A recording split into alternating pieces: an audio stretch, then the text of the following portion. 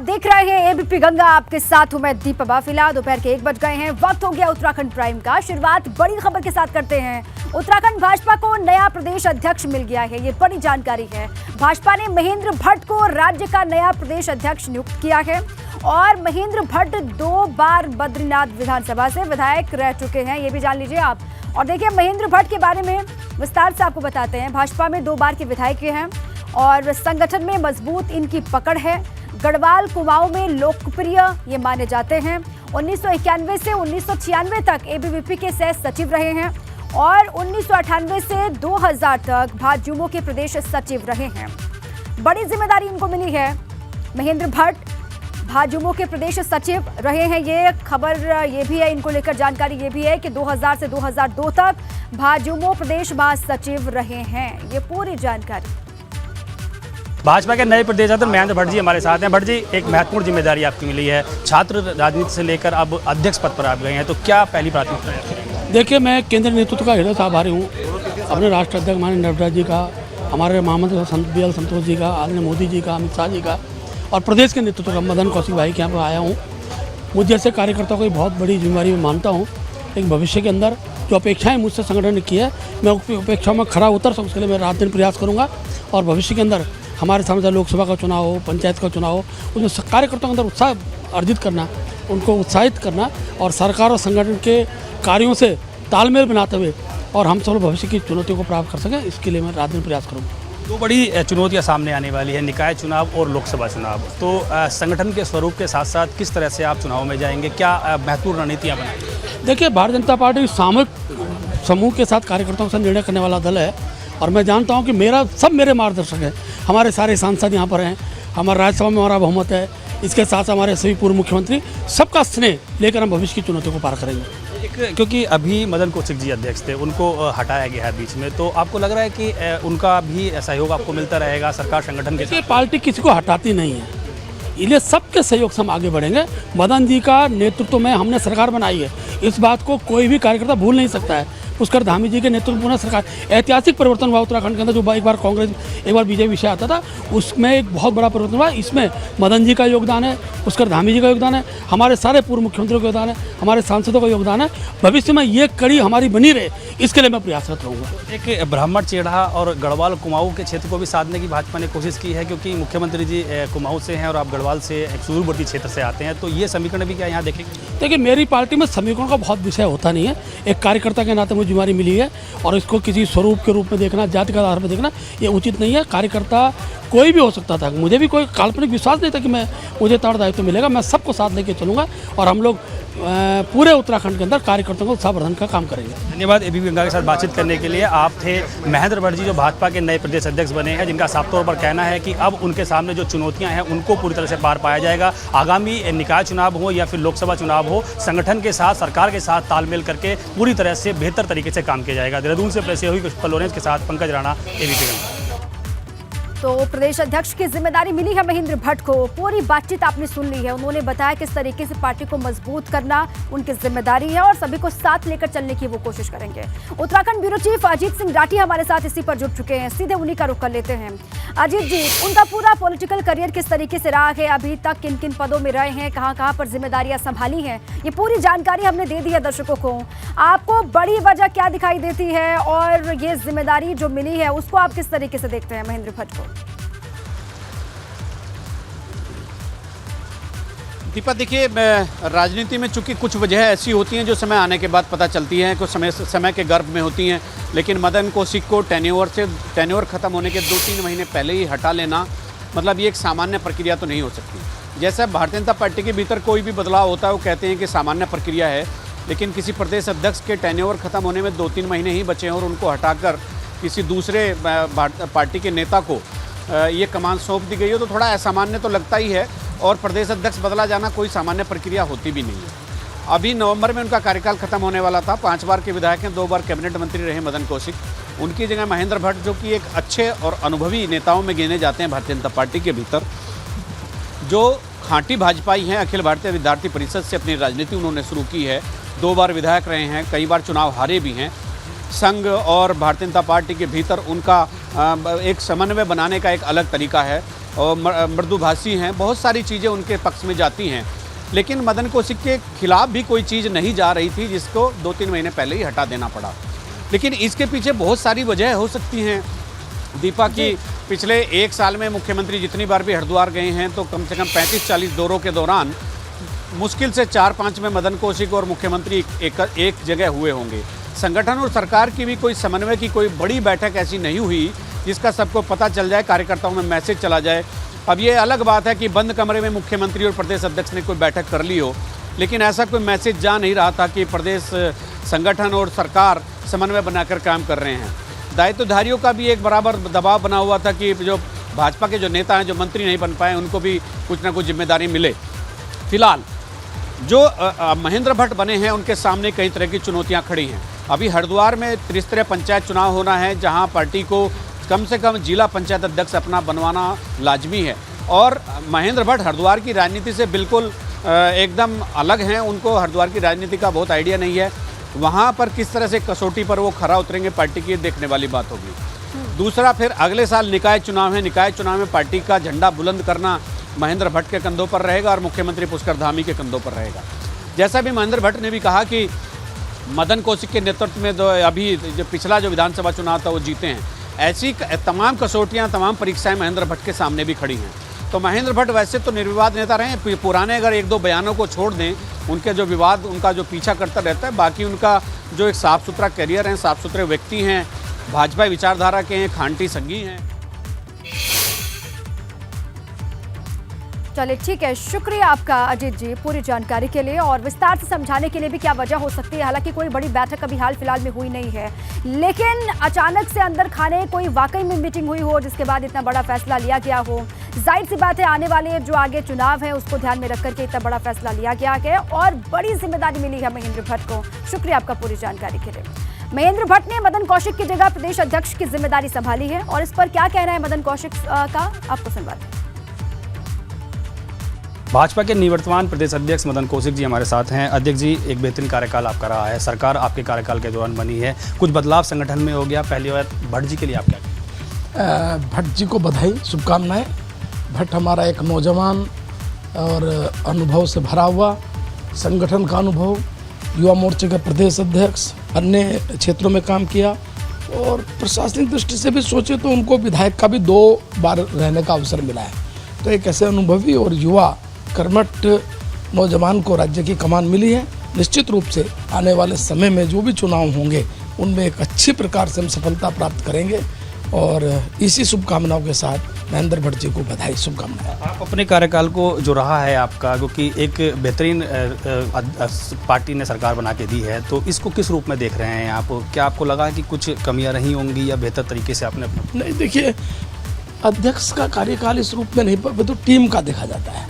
मेरे पास एक बड़े अनुभवी 3 महामंत्री थे, मेरे पास टीम अनुभवी थी, सबका एक टीम वर्क हमने मिलकर काम किया है और इसी कारण से हमने देखा होगा कि अध्यक्ष बनने के बाद तत्काल सड़ चुनाव में हम गए तो हमारा एक महामंत्री वहीं पूरी कमान लेके बैठ गए और एक अच्छी प्रकार से चुनाव को जीता। उसके बाद अन्य प्रकार से जहाँ जहाँ भी चुनाव हुए हमने सब चुनाव को इसी रूप में आगे बढ़ाया, जीते और विधानसभा में इस पूरी टीम के आधार पर ही हमने 2/3 मेजॉरिटी प्राप्त की है और आदरणीय मोदी जी के मार्गदर्शन में, मुख्यमंत्री के नेतृत्व में एक अच्छी जीत हमें मिली है। एक अनुभवी नेता आप हैं, लोगों के मन में और राजनीतिक में भी ये चर्चाएं हैं कि अब आप आगे क्या आपका कदम रहेगा, आप मंत्रिमंडल में शामिल होंगे या क्या आगे करेंगे, ये एक चर्चाएं चल रही हैं, तो आपका क्या विचार है, क्या कहेंगे? ये बताऊंगा मैं खुद ही जब आगे शामिल कहीं होंगे, जाएंगे या क्या अगला वो होगा, केंद्रीय नेतृत्व के साथ बैठ के बात करके फिर आपको देखेंगे। अनुभव तो आपका रहा है, ये सरकार में भी रहा है, संगठन में भी रहा है, तो आपको नहीं लगता कि आपके अनुभव को साझा संगठन में या सरकार में किया जाना चाहिए? अनुभव अब रहेगा? अब देखते हैं, वो पता है, अब केंद्रीय नेतृत्व उस सारे को तय करता है, जो भी तय करेगा उसी आधार पर एक कार्यकर्ता के तौर पर काम को आगे बढ़ाना ये कार्यकर्ता की जिम्मेदारी। बदलाव की क्या वजह रही होगी सर? क्यों बदलाव हुआ होगा संगठन में? आपको तो कार्यकाल कुछ समय का था। नहीं, वो एक प्रक्रिया के तहत होता है ना, मान लिया 1.5 महीना बचा हुआ है तो एक प्रक्रिया के तहत होता है, उसमें कोई ऐसा नहीं।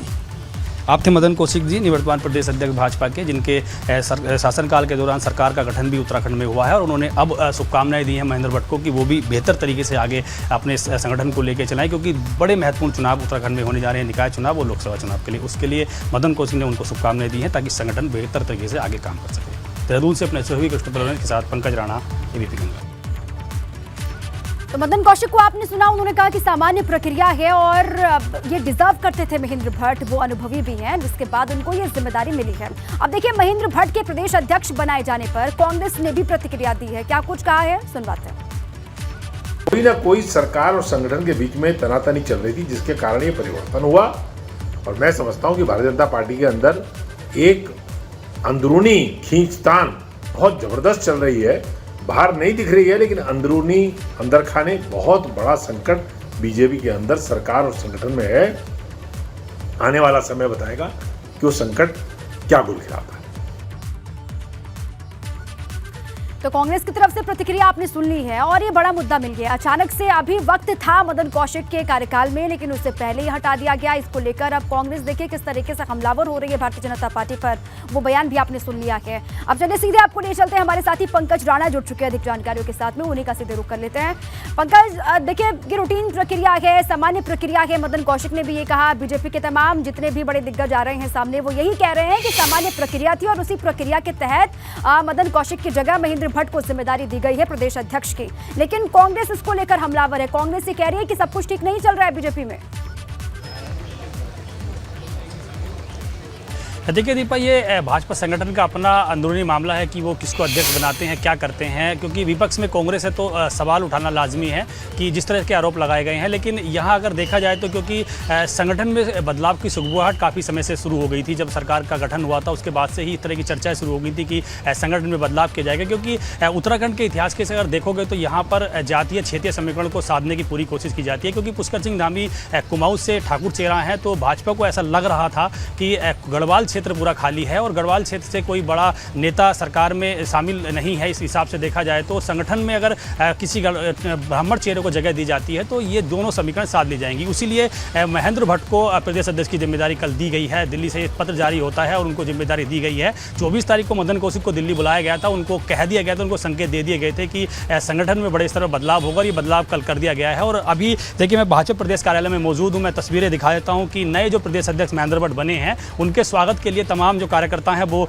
यहाँ पर पहुँचना शुरू हो गए हैं। तमाम कार्यकर्ता उनके स्वागत के लिए पहुँचेंगे। अभी वो मुख्यमंत्री आवास गए हैं, जो निवर्तमान प्रदेश अध्यक्ष हैं मदन कौशिक और अभी जो नए अध्यक्ष बने हैं महेंद्र भट्ट, उनके साथ वो दोनों मुख्यमंत्री से मिलने गए हैं। मुख्यमंत्री से उनकी मुलाकात होगी और उसके बाद सीधे वो यहाँ आएंगे। संभावना ऐसी जताई जा रही है कि मुख्यमंत्री पुष्कर सिंह धामी भी प्रदेश कार्यालय पहुँच सकते हैं। हालांकि अभी पुष्ट जानकारी नहीं मिली है, लेकिन अभी थोड़ी देर बाद महेंद्र भट्ट यहाँ आएंगे और तमाम कार्यकर्ताओं से मुलाकात करेंगे। कुछ कार्यकर्ता भी हैं, उनसे ही बात कर लेते हैं।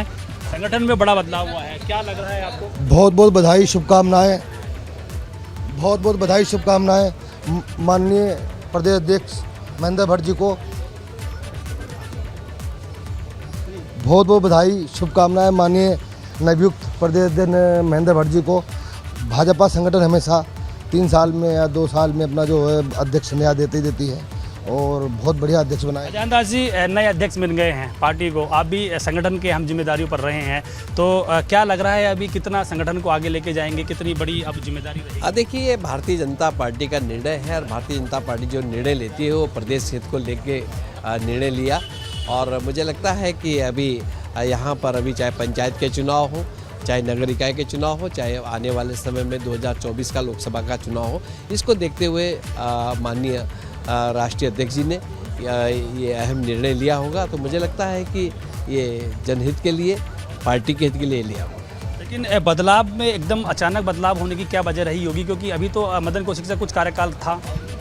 देखिए, अभी जैसा जिस प्रकार से उत्तर प्रदेश में भी बदलाव हुआ है और कुल मिलाकर के यहाँ पर भी उसी परिप्रेक्ष्य में ऐसा कुछ निर्णय लिया गया होगा। हो सकता है कि माननीय मदन कौशिक जो हमारे बिल्कुल ठीक है प्रदेश पंकज, देखिए पंचायत के चुनाव होने हैं, पंचायत के चुनाव है, निकाय चुनाव है, 24 में आम चुनाव होने हैं और उन चुनावों के मद्देनजर ये बदलाव अपने आप में बहुत सवाल भी खड़े करता है और बहुत अहम भी हो जाता है। राष्ट्रीय नेतृत्व का ये फैसला है और सभी को सर्वमान्य ये होगा, सभी इसका स्वागत भी कर रहे हैं और बधाई देने वालों का तांता लगा हुआ है भारतीय जनता पार्टी के मुख्यालय में। शुक्रिया आपका पंकज पूरी जानकारी के लिए। बात करते हैं मानसूनी बारिश की। उत्तराखंड में मौसम की बारिश ने आम आदमी की मुश्किल बढ़ा रखी है। कहीं पहाड़ लगातार दरक रहे हैं तो कहीं पर बरसाती नाले उफान पर हैं। आम आदमी की मुश्किल यहां पर किस तरीके से बढ़ रही है, इसी पर दिखाते हैं आपको एक रिपोर्ट।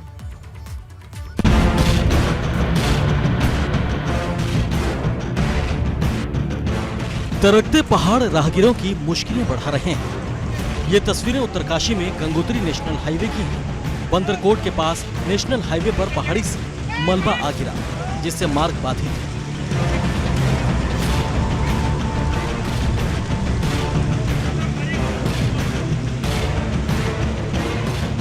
जरा सोचिए, अगर ये मलबा यहाँ से गुजर रहे किसी राहगीर के ऊपर गिर जाता तो क्या होता।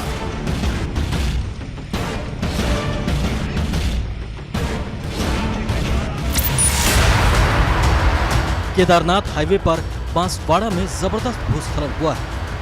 पहाड़ी से मलबा हाईवे पर आकर गिरा है, जिससे मार्ग बाधित है।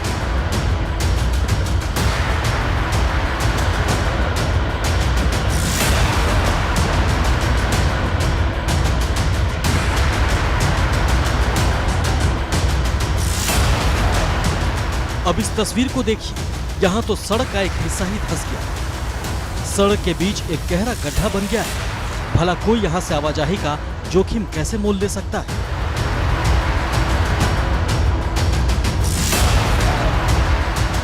रास्ते पर जगह जगह इसी तरह की दुश्वारियां हैं। कह नहीं सकते कि मलबा कहां से ऊपर आ गिरा, इसलिए राहगीर भी दहशत के साए में सफर कर रहे हैं।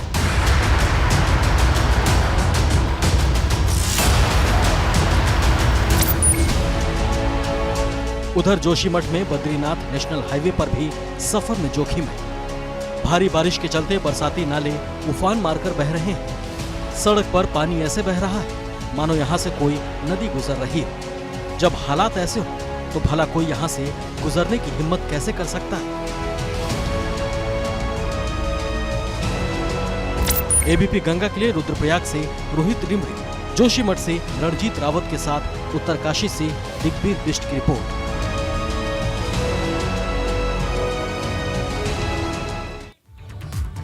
और इसी बीच बड़ी खबर है जोशीमठ से। जोशीमठ में 22 घंटे के बाद खुला बद्रीनाथ हाईवे। बीआरओ ने कड़ी मशक्कत की और उसके बाद हाईवे जाके खुला है। चारधाम यात्रियों ने राहत की सांस ली है। बड़ी जानकारी और तस्वीर भी आपको दिखा रहे हैं। 22 घंटे का अंतराल और 22 घंटे के बाद ये बद्रीनाथ हाईवे खुला है। आप समझिए कितनी परेशानी का सामना चारधाम यात्रियों को करना पड़ रहा होगा। अब चूंकि ये हाईवे खुल चुका है तो बद्रीनाथ आने वाले यात्रियों को, चारधाम आने वाले यात्रियों को राहत मिल रही है। बीआरओ ने कड़ी मशक्कत की और उसके बाद इस हाईवे को खोला गया। तस्वीर आपको दिखा रहे हैं। अब यहाँ पर आवाजाही शुरू हो चुकी है, आवागमन हो रहा है आसानी से। ये तस्वीर आपको दिखा रहे हैं, लेकिन अभी भी मुश्किल कम नहीं क्योंकि बारिश लगातार हो रही है। धारचूला में बारिश आफत बनकर टूट रही है। पहाड़ों से लगातार गिर रहे मलबे से लोगों की जान पर बनाई है। देर रात बड़े बड़े पत्थर एक मकान पर गिर गए, जिससे वो जमींदोज हो गया।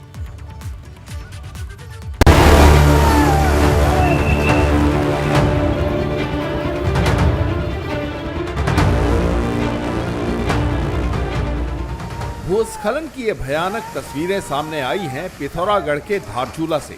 वहां के मल्ली बाजार में पहाड़ से एक बड़ा पत्थर एक 3 मंजिले मकान पर आ गिरा, जिसकी वजह से पूरा घर जमींदोज हो गया। गनीमत रही कि मकान पहले ही खाली करा लिया गया था, जिसकी वजह से लोगों की जान बच गई। लेकिन जैसे ही पत्थर 3 मंजिली इमारत पर गिरा, वहां अफरा तफरी मच गई। लोग जान बचाने के लिए इधर उधर भागने लगे। इस दौरान कई लोग अपनी दुकानों का शटर भी बंद करते देखे गए। प्रशासन ने एहतियातन मल्ली बाजार को खाली करवा लिया है। Bureau report, ABP Ganga. Kedarnath highway पर बांसवाड़ा के पास भूस्खलन हुआ है। पहाड़ी से हाईवे पर गिर रहा है मलबा, ऐसी जानकारी। और केदार घाटी की तरफ से जाने वाले राहगीर बेहद परेशान हैं। तस्वीर भी आपको दिखाते हैं। केदारनाथ हाईवे पर बांसवाड़ा के पास में भूस्खलन की खबर है। यहाँ पर लगातार भूस्खलन हो रहा है और पहाड़ी से नीचे मलबा गिर रहा है। तस्वीर देखिए आप, ये बांसवाड़ा के पास भूस्खलन की तस्वीर आपके सामने है केदारनाथ हाईवे पर। और पहाड़ी से लगातार मलबा गिरने का सिलसिला जारी है क्योंकि बारिश हो रही है, बारिश रुक नहीं रही है। कभी तेज बारिश होती है तो कभी हल्की बारिश, जिसकी वजह से भूस्खलन लगातार हो रहा है। केदार घाटी की तरफ जाने वाले जो राहगीर हैं, जो लोग हैं, उनको परेशानी का सामना करना पड़ रहा है। ये तस्वीर आपके सामने, अलग अलग हिस्सों की तस्वीरें लगातार हम आपको दिखा रहे हैं। ये तस्वीर आपके सामने है बांसवाड़ा की, जहां पर किस तरीके से बांसवाड़ा के पास भूस्खलन हुआ है केदारनाथ हाईवे पर, उसकी तस्वीर आपने देखी। देखिए, बारिश की वजह से हरिद्वार शहर में जलभराव हो गया, जिससे शहर में वाहनों का लंबा जाम लग गया। दरअसल पानी की निकासी का इंतजाम नहीं होने की वजह से शहर की सड़कों पर पानी ही पानी दिखाई दे रहा है। ये तस्वीरें बीती रात की आपको हम दिखा रहे हैं, जिसमें आप धर्मनगरी में बारिश से बिगड़े हालात का अंदाजा इन तस्वीरों से लगा सकते हैं। देखिए किस तरीके से यहाँ पर ड्रेनेज सिस्टम को लेकर कई सवाल खड़े होते हैं। पानी की निकासी नहीं हो पा रही है। पानी की निकासी को लेकर जो मुकम्मल इंतजाम नहीं थे, उसके बाद ऐसी तस्वीर सामने आई है। ये बीती रात की तस्वीर आपको हम दिखा रहे हैं। धर्मनगरी में लगातार बारिश और बारिश के बाद जो आम लोग हैं उनकी परेशानी बढ़ गई है क्योंकि पानी भर गया है। सड़कों पर आप देखिए, जहां तक नजर पानी ही पानी आपको नजर आ रहा है। टिहरी में आफत बनकर बरस रही है बारिश। मूसलाधार बारिश की वजह से खबर यह है कि एक मकान क्षतिग्रस्त हो गया है। मलबा गिरने से 2 स्टेट हाईवे समेत 20 ग्रामीण मार्ग बंद पड़े हुए हैं। जिला मुख्यालय से जिनका संपर्क टूट चुका है। बड़ी खबर आपके सामने, टिहरी में है आफत बनकर बारिश लगातार बरस रही है। खबर यह कि लगातार होती बारिश की वजह से एक मकान क्षतिग्रस्त हो गया और मलबा गिरने की वजह से खबर यह भी कि 2 स्टेट हाईवेज बताए जा रहे हैं जो बंद हैं और साथ में 20 ग्रामीण मार्ग है जो कि बंद पड़े हुए हैं लगातार होने वाली बारिश की वजह से। टिहरी से ये जानकारी, यहाँ पर भी लोगों की परेशानी बढ़ा रही है लगातार होने वाली ये मूसलाधार बारिश। पिथौरागढ़ में अवैध रूप से उगाई जा रही भांग को प्रशासन ने नष्ट कर दिया है। दरअसल कुछ ग्रामीण गुपचुप तरीके से भांग की खेती कर रहे थे, जिसकी भनक प्रशासन को लग गई और प्रशासन ने भांग की खेती को नष्ट कर दिया। ये तस्वीर आपको हम दिखा रहे हैं। प्रशासनिक अधिकारी खुद यहां पर पहुंचे और यहां पर पहुंच करके भांग की खेती जो की जा रही थी गुपचुप तरीके से, उस खेती को नष्ट किया गया है। ये तस्वीर आपके सामने, प्रशासनिक अधिकारियों ने खुद बीड़ा उठाया और डीएम आशीष सिंह चौहान भी यहाँ पर दिखाई दे रहे हैं जो पहुंचे हुए हैं खुद अधिकारियों के साथ में और उन्होंने खुद ही मोर्चा संभाल लिया है। भांग की खेती को नष्ट वो कर रहे हैं और लोगों पर भी कार्रवाई होगी, ये साफ तौर से कह दिया गया है। जो इस तरीके से अवैध रूप से उगाई जाएगी अगर भांग, तो फिर होगी कार्रवाई। और चलिए इसी के साथ ही उत्तराखंड प्राइम में अभी के लिए बस इतना ही। खबरें लगातार जारी हैं, आप रहे हमारे साथ।